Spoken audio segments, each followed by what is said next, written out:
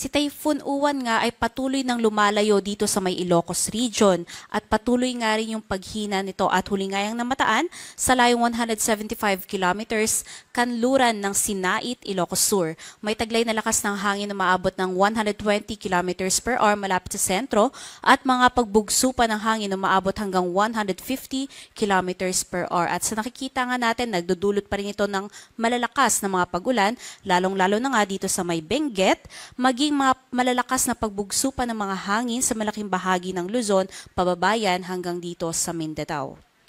At base nga sa magiging latest forecast track ng Pag-asa, inaasahan nga natin na patuloy itong kikilos pahilagang kanluran at maari na nga makalabas ng ating Philippine Area of Responsibility mamayang gabi o bukas na madaling araw. Pagsapit nga kinabukasan, nakikitaan na natin ng paghilaga ng pagkilos nito dito sa may West Philippine Sea at pagsapit pa ng Miyerkules, makikitaan na nga natin ng pagkurba nito pabalik sa loob ng ating Philippine Area of Responsibility. Miyerkules nga yan ng gabi ay dadaan na yan dito sa may parte ng Taiwan na kung saan patuloy pa itong hihina dahil nga sa interaksyon nito sa landmass ng Taiwan. At inaasahan nga natin na bago pa ito makalabas ng ating Philippine Area of Responsibility ay malulusaw na nga ito at magiging isa na lamang low pressure area. Kung titingnan din natin yung sakop ng mga malalakas na hangin nito ay malaki pa rin to at almost umaabot pa rin yan ng 800 kilometers. Kaya naman, malakas pa rin nga yung mga pagbugso ng hangin sa malaking bahagi nga ng Luzon.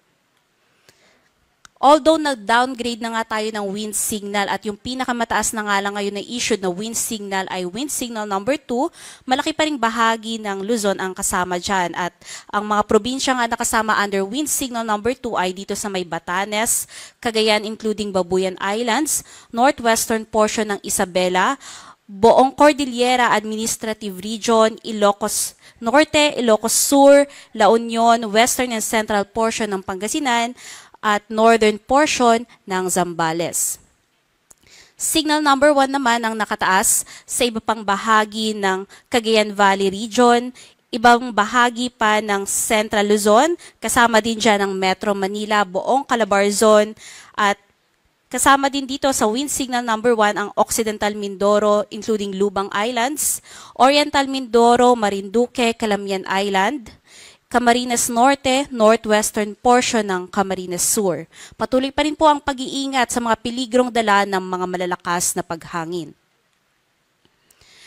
Doon sa mga areas outside wind signal ay makararanas pa rin ng malalakas na pagbugso ng hangin dahil nga hagip pa rin yan ng malawak na sakop ng malalakas na hangin nitong si Bagyong Uwan. At ngayong araw nga, dito sa may Palawan, pababa, Visayas, hanggang sa malaking bahagi ng Mindanao, asahan pa rin natin ang peligrong dala ng malalakas na hangin. Pagsapit kinabukasan, kung saan patuloy na itong lumalayo dito sa may parte ng Ilocos Region, buong Luzon or mostly ng buong areas ng Luzon ang makararanas na nga lamang ng mga malalakas na paghangin. At pagsapit nga ng Miyerkules, kung saan muli itong posibleng pumasok sa loob ng ating Philippine Area of Responsibility, makararanas uli ng mga malalakas na paghangin, particularly dito sa Batanes, Babuyan Island, Ilocos Norte at Ilocos Sur.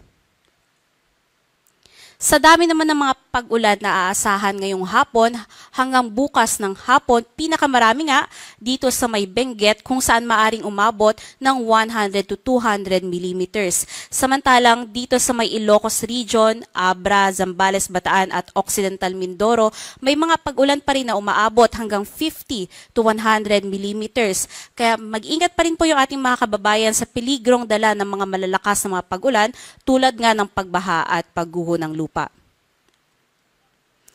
In terms naman ng storm surge, kung makikita nga natin ay bumaba na rin yung mga expected na possible storm surge sa malaking bahagi nga ng Luzon. At pinakamataas na nga lamang yan dito sa may coastline ng Ilocos Region hanggang dito sa may northern parts ng Zambales, kung saan nga nakikitaan natin na posibleng umabot yan ng 2 to 3 meters. Samantala, sa iba pang coastline ng Cagayan Valley hanggang dito sa may Aurora, maging dito sa may western coastline ng Central Luzon pababa hanggang dito sa northern parts ng Palawan, asahan ng posibleng storm surge na maabot ng 1 hanggang 2 metros.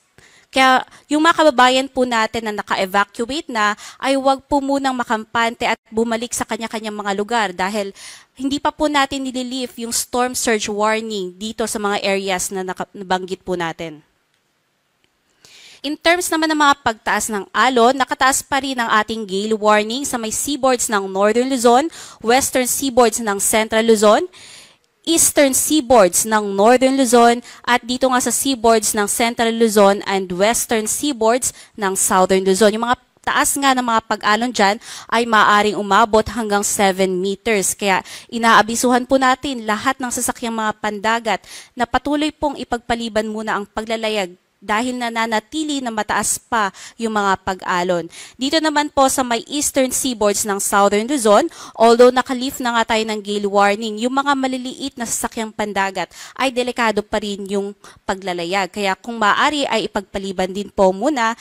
And yung mga sasakyang pandagat naman ng mga malalaki at kaya itong ganitong kataas na alon ay mag-ingat po pag naglayag na po tayo. And dito nga sa may karagatan, dito sa may Palawan at Visayas, makararanas ng mga moderate to rough seas na umaabot hanggang 4 meters. Samantala sa buong karagatan nga ng Mindanao ay makararanas lamang ng banayad hanggang sa katamtaman ng mga pag-alon.